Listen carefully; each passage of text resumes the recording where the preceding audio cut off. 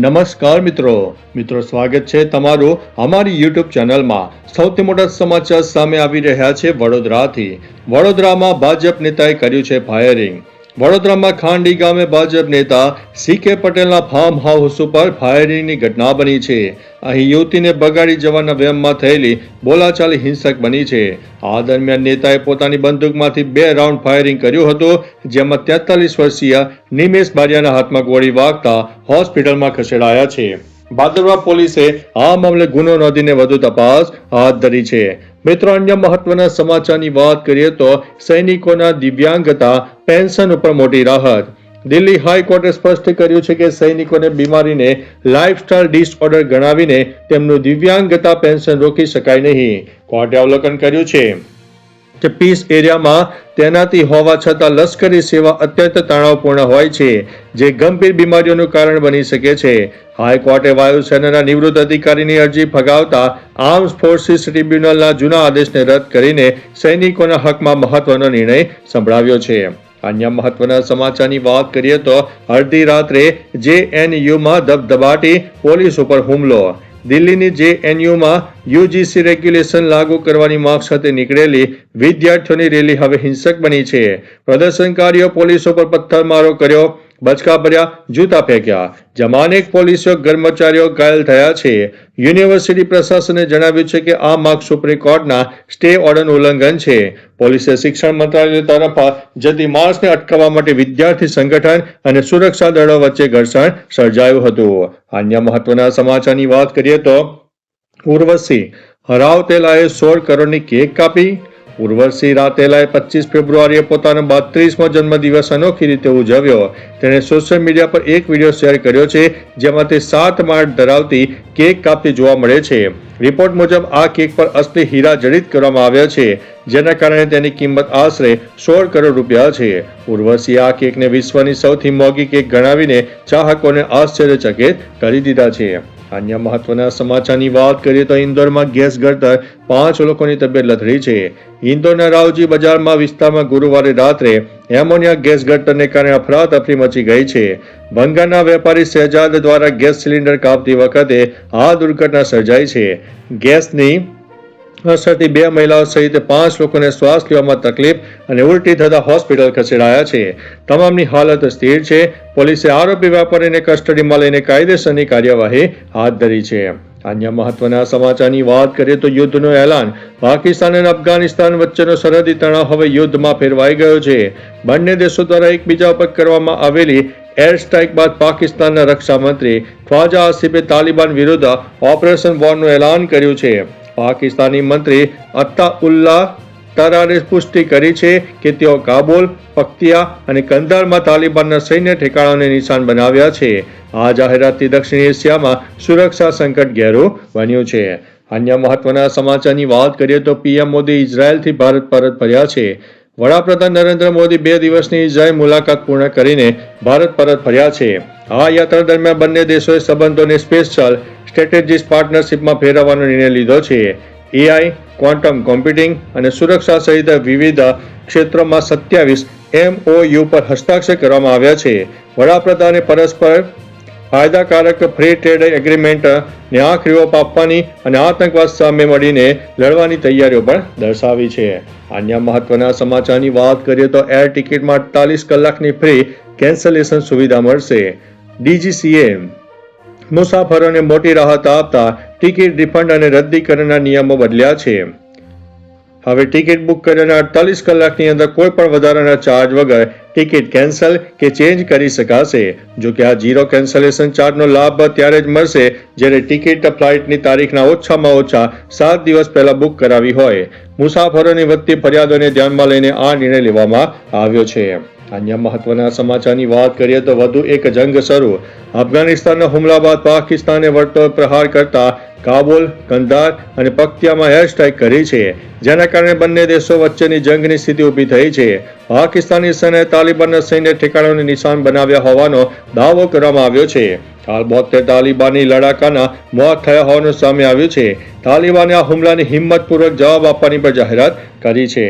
અન્ય મહત્વના સમાચારની વાત કરીએ તો વડોદરામાં ભાજપ નેતાએ કર્યું છે ફાયરિંગ। વડોદરાના ખાંડી ગામે ભાજપ નેતા સીકે પટેલના ફાર્મ હાઉસ ઉપર ફાયરિંગની ઘટના બની. અહીં યુવતીને ભગાડી જવાના વેમમાં થયેલી બોલાચાલી હિંસક બની.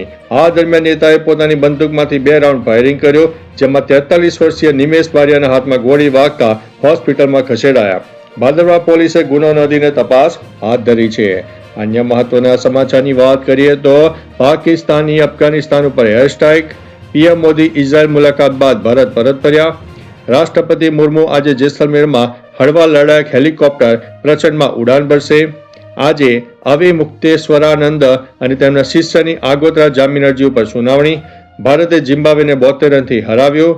આજે T20 વર્લ્ડ કપમાં ઇંગ્લેન્ડ અને ન્યૂઝીલેન્ડ વચ્ચે રમાશે મેચ. અન્ય મહત્વના સમાચારની વાત કરીએ તો કેન્સર કોષોને શોધતા મેગ્નેટિક નેનો રોબોટ સામે આવ્યા છે. વૈજ્ઞાનિકોએ લોહીના પ્રવાહમાં મુસાફરી કરી શકે તેવા અતિ સૂક્ષ્મ નેનો રોબોટ્સ વિકસાવ્યા છે. આ રોબોટ્સ મેગ્નેટિક ફિલ્ડ દ્વારા નિયંત્રિત થાય છે અને સીધા કેન્સરગ્રસ્ત કોષો પાસે જઈને દવા પહોંચાડે છે. આ પદ્ધતિથી કિમિયોથેરાપીની આડઅસરો ઘટાડી શકાય છે, કારણ કે દવા આખા શરીરમાં ફેલાવાને બદલે માત્ર જરૂર હોય ત્યાં જ અસર કરે છે, જે ભવિષ્યમાં જટિલ સર્જરી વગર રોગ મટાડવામાં મદદ કરશે. અન્ય મહત્વના સમાચારની વાત કરીએ તો કામધેનુ ટ્રસ્ટની અનોખી પહેલ. વડોદરાના તરસાલી સ્થિત કામધેનુ સેવા સંવર્ધન ગૌ ટ્રસ્ટ દ્વારા પર્યાવરણના જતન માટે વૈદિક હોળીનો અનોખો ખ્યાલ અમલમાં મૂકવામાં આવ્યો છે. આ વૈદિક હોળીમાં લાકડાને બદલે અડાયા છાણા અને 1500 ગોળ છાણાનો ઉપયોગ થાય છે. તેમાં ગાયનું ઘી, ગુગળ અને કપૂર જેવી 11 પ્રકારની ઔષધિઓ ઉમેરવામાં આવે છે, જે પર્યાવરણ શુદ્ધિમાં મદદરૂપ બને છે. આ પહેલેથી ગૌશાળાઓ આત્મનિર્ભર બની રહી છે અને વૃક્ષો કપાતા અટકે છે. અન્ય મહત્વના સમાચારની વાત કરીએ તો કિશોરી પર દુષ્કર્મ આચરનાર પડોશીને 20 વર્ષની સજા. વલસાડ જિલ્લાના વાપીમાં 13 વર્ષની સગીરા પર દુષ્કર્મ આચરનાર પડોશી કિશન ખિલાડી વર્માને વાપી સ્પેશિયલ પોક્સો કોર્ટે 20 વર્ષની સખત કેદની સજા ફટકારી છે. કોર્ટે ભોગ બનેલી કિશોરીને ગુજરાત વિક્ટિમ કોમ્પેન્સેશન સ્કીમ હેઠળ 4 લાખ રૂપિયાનું વળતર ચૂકવવાનો આદેશ કર્યો છે. ઘટના ગયા વર્ષે મે મહિનામાં બની હતી. આરોપીએ સગીરાને સ્કૂટી શીખવાડવાના બહાને લગ્નની લાલચ આપીને ભગાડી ગયો હતો. અન્ય મહત્વના સમાચારની વાત કરીએ તો 1 માર્ચથી સિમ વગર નહીં ચાલે વોટ્સઅપ. કેન્દ્ર સરકાર દ્વારા ડિજિટલ સુરક્ષાને મજબૂત કરવા માટે 1 માર્ચથી નવા સિમ બાઇન્ડિંગ નિયમો વધુ મજબૂત કરવામાં આવશે. આ અંતર્ગત વોટ્સઅપ અને ટેલિગ્રામ જેવી એપ માટે ફોનમાં સક્રિય સિમ કાર્ડ હોવાનું અનિવાર્ય બનશે. જો સિમ કાર્ડ કાઢી નાખવામાં આવશે તો એપ કામ કરવાનું બંધ કરી દેશે. આ ઉપરાંત સાયબર ક્રાઇમ રોકવા માટે વોટ્સઅપ વેબ અને દર 6 કલાકમાં ઓટો લોગ આઉટ થઈ જશે. આ નવા ફેરફારથી ઓનલાઈન છેતરપિંડી ઉપર લગામ કસવાનો છે. અન્ય મહત્વના સમાચારની વાત કરીએ તો શિક્ષકોની ભરતીનું એલાન. ગુજરાતમાં શિક્ષકોની ભરતી લઈને મોટા સમાચાર સામે આવ્યા છે. પરિપત્ર મુજબ જો જરૂરી શૈક્ષણિક લાયકાત ધરાવતા ઉમેદવાર ઉપલબ્ધ ન હોય તો લાયકાતમાં છૂટછાટ આપીને ભરતી કરી શકાશે. ધોરણ 1 થી 5 માટે SSC+ PTC લાયકાત ધરાવતા ઉમેદવારોની પસંદગી થશે. ધોરણ 6 થી 8 માટે સ્નાતક અથવા તો તાલીમ પ્રાપ્ત ઉમેદવારોની નિમણૂક થઈ શકશે. ભરતી 11 મહિનાના કરાર આધારે કરવામાં આવશે. શિક્ષકોને 21,000 રૂપિયાનો નિશ્ચિત માસિક પગાર મળવાનો છે. અન્ય મહત્વના સમાચારની વાત કરીએ તો લગ્નની લાલચ આપીને 25 વર્ષીય યુવતી પર દુષ્કર્મ. અરવલ્લીના મેઘરજમાં 25 વર્ષીય યુવતી પર દુષ્કર્મની ચોંકાવનારી ઘટના સામે આવી છે. આરોપી મેઘરજ તાલુકા પંચાયતના કચેરીનો ટેકનિકલ આસિસ્ટન્ટ, પરણિત અને 4 સંતાનોના પિતા હોવાનું છુપાવીને યુવતીને પ્રેમ જાળમાં ફસાવી હતી. ત્યારે યુવતીને વિવિધ રાજ્યોમાં ફેરવીને દુષ્કર્મ આચર્યું હતું. લગ્નની લાલચ આપીને પરણિત હોવાનું જણાવતા ના પાડતા યુવતીએ પોલીસમાં ફરિયાદ નોંધાવી છે. અન્ય મહત્વના સમાચારની વાત કરીએ તો ધરણીધર મંદિરમાં ફરીથી વિવાદ. ધરણીધર ભગવાનના મંદિરમાં મૂર્તિ પૂજાને લઈને વિવાદ ઉભો થયો છે. વર્તમાન પૂજારી, ટ્રસ્ટીઓ અને ધેમેચા પરિવાર વચ્ચે પૂજાના વારા અને નિર્ણયોને લઈને મતભેદ સર્જાયો છે. ધેમેચા પરિવારનું કહેવું છે કે પૂજાના 4 દિવસના વારા નક્કી થયા છે, પરંતુ મંદિરમાં એક તરફી નિર્ણય લેવાયો છે. વિવાદ વધતા કલેક્ટર અને એસપીના કાર્યાલયમાં લેખિત આવેદન આપવામાં આવ્યું છે. પરિવારે જણાવ્યું છે કે જરૂર પડશે તો હાઈકોર્ટમાં પણ જઈશું. અન્ય મહત્વના સમાચારની વાત કરીએ તો આગાહી. 4 માર્ચ સુધી વરસાદની સંભાવના નહીવત. રાજ્યમાં હાલ બેવડી ઋતુનો અનુભવ થઈ રહ્યો છે. હવામાન વિભાગના જણાવ્યા અનુસાર આગામી 4 માર્ચ સુધી રાજ્યમાં વરસાદની કોઈ સંભાવના નથી અને વાતાવરણ શુષ્ક રહેશે. અરબી સમુદ્ર પર સર્જાયેલા અપર એર સાયક્યુલેશનને કારણે આગામી 3 દિવસમાં મહત્તમ તાપમાનમાં 2 ડિગ્રીનો ઘટાડો થઈ શકે છે. હાલમાં વલ્લભ વિદ્યાનગરમાં સૌથી વધુ 37.1 ડિગ્રી અને નલિયામાં સૌથી ઓછું 16.2 ડિગ્રી તાપમાન નોંધાયું છે. તો ચાલો મિત્રો, ફરીથી દેશ અને દુનિયાના સુપરફાસ્ટ સમાચાર લઈને મળતા રહીશું. ત્યાં સુધી અમને રજા આપશો. નમસ્તે.